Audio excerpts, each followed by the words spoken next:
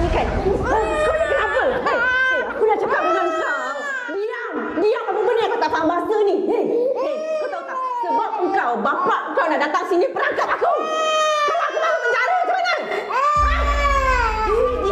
Diam!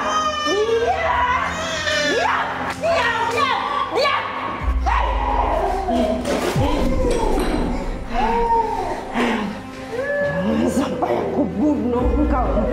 Aku bunuh kau. Diam!